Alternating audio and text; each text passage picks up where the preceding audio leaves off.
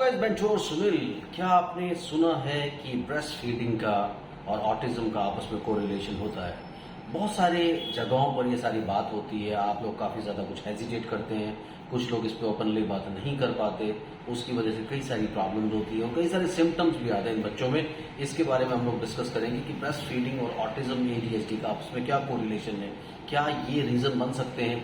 इसके बारे में जरूर बात करेंगे। चैनल को सब्सक्राइब कीजिए, लाइक कीजिए, शेयर कीजिए, पूरी दुनिया में फैला दीजिए। मुझसे कंसल्ट करने के लिए, पेरेंट्स ट्रेनिंग प्लान लेने के लिए 8168790299 मेरा मोबाइल नंबर है। +91 इंडिया का ISD कोड जरूर लगाएं।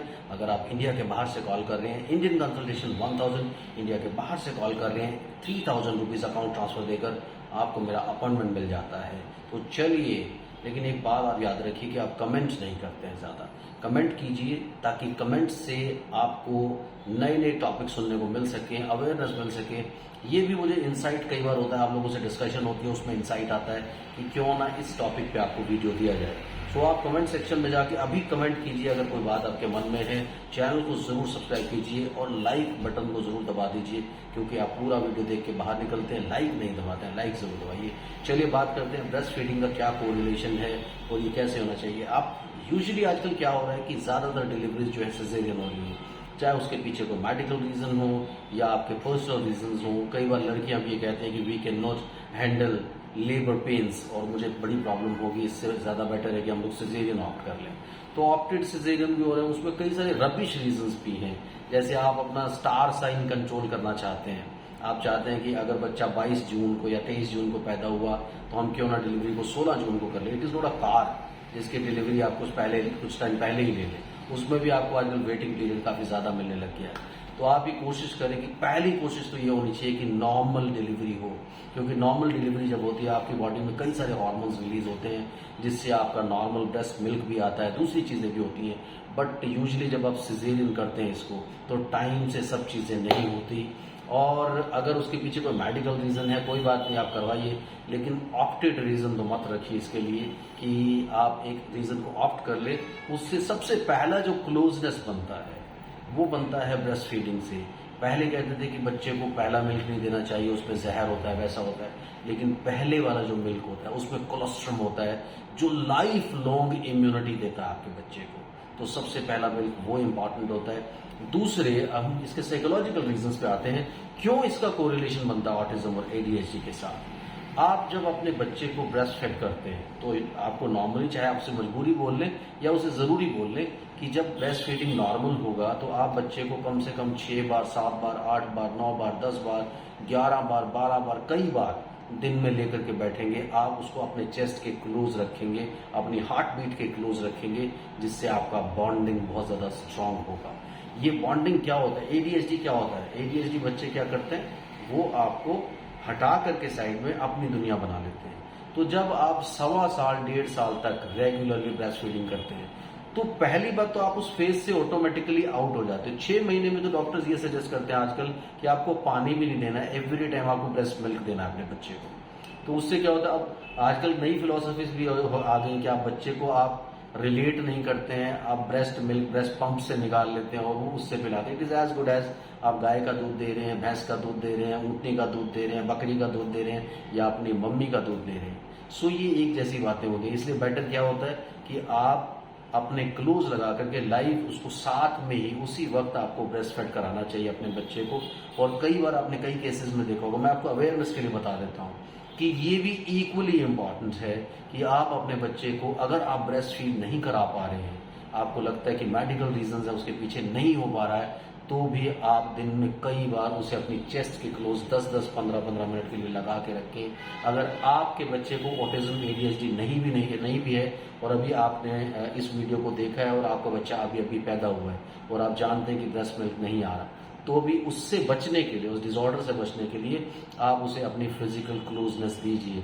दिन में कई बार आप उसे अपने चेस्ट के ऊपर रखिए, क्योंकि फ्रॉइड करके एक साइंटिस्ट थे, साइको एनालिस्ट थे, जिन्होंने ये डिस्कवरी की कि जैसे मैच्योर लोगों के अंदर सेक्सुअलिटी होती है, हर एज में सेक्सुअलिटी अलग तरीके से डिफाइन की जाती है। सो इस तरह से जो इन्फेंट्स होते हैं, जो बच्चा अभी पैदा हुआ है, उसकी भी सेक्सुअलिटी होती है, यानी वो भी सेक्सुअल डिजायर होती है, वो भी अपने आप को सेक्सुअली सेटिस्फाई करता है। उन्होंने इसको ऐसे दिया, लेकिन हम लोगों में, हिंदुओं में, मुसलमानों में इसे अलग एंगल से लिया जाता है। इसे क्लोजनेस के एंगल से लिया जाता है, इसे ममता के एंगल से लिया जाता है, इसे मदरहुड के एंगल से लिया जाता है। बट अब ये समझिए कि वो लोग थोड़ा सा अलग एंगल से इन चीज़ों को लेते हैं, बट दैट वर्क्स। उनकी फिलॉसफी भी यहाँ पर वर्क करती है, क्योंकि ये देखने में आया कि जिन बच्चों ने ब्रेस्ट क्लोजनेस नहीं मिला, उसको ब्रेस्ट फीडिंग नहीं मिला, तो उन बच्चों को वो एक सेक्सुअल डिजायर जो होता है, इन्फेंटाइल सेक्सुअलिटी जिस टर्म को बोलते हैं, वो उनका सेटिस्फाई उस लेवल पे नहीं होता। उसको खाली भूख ही सेटिस्फाई नहीं होती कि उसने ब्रेस्ट मिल्क पिया, उसकी भूख सेटिस्फाई हो गई, उसकी एक डिजायर भी सेटिस्फाई होती है, जो उसे होती है कि अपनी मदर के मैं सबसे ज्यादा क्लोज हूं। लेकिन उसे अलग तरीके से हम लोग डिफाइन करेंगे, that is a pious angle. वो एक पाक एंगल है, वो एक पवित्र एंगल है। लेकिन अंग्रेज लोग थोड़ा सा अलग से इसको डिफाइन कर देते हैं, मैं उसे वैसे डिफाइन नहीं करूंगा, but that is very very important, क्योंकि इसके कॉन्सिक्वेंसेज देखने में बाद में मिलते हैं। आपने देखा होगा काफी सारे एडीएचडी बच्चे अपने प्राइवेट पार्ट्स को रब करते रहते हैं। तो क्यों करते हैं? नॉर्मल बच्चे तो ऐसा नहीं करते, लेकिन ये जो डिजायर है, ये जो प्रॉब्लम आती है, वो उन बच्चों में ज्यादा आती है। 99% उन बच्चों में ये डिजायर ज्यादा होती है जिनकी मदर्स ने उनको ब्रेस्ट फीडिंग नहीं दिया या उनके ब्रेस्ट मिल्क आया ही नहीं। तो ये डिजायर कहीं ना कहीं सेटिस्फाई नहीं हो पाई। तो यहाँ पर ये चीज डिफाइन करना बड़ा इंपॉर्टेंट है, ये चीज डिस्कस करना बहुत ज्यादा इंपॉर्टेंट है कि ब्रेस्ट का क्लोजनेस या ब्रेस्ट फीडिंग का एक बहुत बड़ा इंपॉर्टेंस होता है इन बच्चों में। क्योंकि ग्रेजुअली क्या होता है कि इनको आप दूसरा मिल्क दे रहे हैं, ये थोड़ा इनडिफरेंट हो, जितना आप उसको क्लोज रखेंगे उतनी आपकी जरूरत होगी। बार बार बच्चा ढूंढेगा अपनी माँ को, तो जब वो बार बार अपनी माँ को ढूंढेगा तो आपसे कनेक्टेड रहेगा। लेकिन दूसरे जो एडीएचडी बच्चे हो, क्यों डेवलप होते हैं? क्योंकि उसको ये जब भी भूख लगेगी उसको सिर्फ रोना है। वो तो आपने देखा होगा जो एक मैच्योर एडीएचडी होता है वो भी भूख के टाइम पे अपनी नीड बेस्ड कम्युनिकेशन के लिए आपको खींच के ले जाता है, मुझे ये दे दीजिए, मुझे वो दे दीजिए। बट जो बच्चा ब्रेस्ट फीडिंग करता है, उसे ब्रेस्ट फीडिंग का हैबिट हो गया, उसको उससे एक सेटिस्फेक्शन मिलता है, उसकी इन्फेंटाइल सेक्सुअलिटी डिजायर सेटिस्फाई होती है, वो बार बार अपनी माँ को ढूंढता है। जब वो माँ को ढूंढेगा, वो 1 साल, 1.25 साल, 1.5 साल तक अपनी माँ को उस टाइम पे जरूर ढूंढेगा जब तक उसको ब्रेस्ट फीडिंग करना है। तो यहाँ पर आकर के उसका वो डिजायर सेटिस्फाई होता है, फिर क्लोजनेस मिलता है, इन्वॉल्वमेंट मिलता है। और अगर बच्चे को क्लोजनेस, इन्वॉल्वमेंट मिल रहा है तो उसे सीखने में प्रॉब्लम नहीं होगी, उसे एडीएचडी होगा ही नहीं। तो ये देखने में आया, बहुत सारी स्टडीज भी हैं, आप नेट पे भी जाके इसको एक्सप्लोर कर सकते हैं। तो बहुत सारी ऐसी स्टडीज हैं जिनमें ये दिखाया गया है कि बच्चों को अगर ब्रेस्ट फेड किया जाए 1.25 साल, 1.5 साल की एज तक, यानी नॉर्मली तो 1.25 साल तक आपकी माइथोलॉजी में भी, आप अगर हिंदू हैं, मुसलमान हैं, आप क्रिश्चियन हैं, 1.25 साल तक तो सजेस्ट किया ही जाता होना चाहिए। लेकिन आजकल बोल रहे हैं कि 6 महीना और एक्सटेंड करें। तो अगर आपका 6 महीने से आपका 2 साल के बीच का पीरियड इस सब में निकल ही जाता है, तो आप समझ सकते हैं कि वैसे ही एडीएचडी नहीं होगा।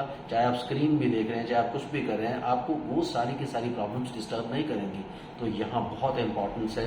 तो मैं आप सबसे अपील करूंगा कि पहले तो नॉर्मल डिलीवरी के लिए जाओ, अगर हो सकता है, ऐसा नहीं हो सकता आप सिजेरियन के लिए गए, तब भी आप ब्रेस्ट फीडिंग रेगुलर कराने की कोशिश करें। तीसरा ऑप्शन यही होता है, जैसे मैंने बताया कि ब्रेस्ट मिल्क से बहुत ज्यादा फायदा नहीं होता। जब आप ब्रेस्ट पंप से मिल्क निकालते हैं और अपने बच्चों को पिलाते हैं तो उससे भी कोई बहुत बड़ा डिफरेंस नहीं पड़ता। लेकिन यस, आप 1-2%, 3% कह सकते हैं कि तब भी आपको फायदा तो होगा ही सही। तो यहाँ आप ख्याल रखिए कि ये सारी चीजें लाइन में होनी चाहिए। चैनल को सब्सक्राइब कीजिए, लाइक कीजिए, शेयर कीजिए, पूरी दुनिया में फैलाइए और कमेंट जरूर कीजिए, लाइक जरूर कीजिए। Thank you very much, bye bye.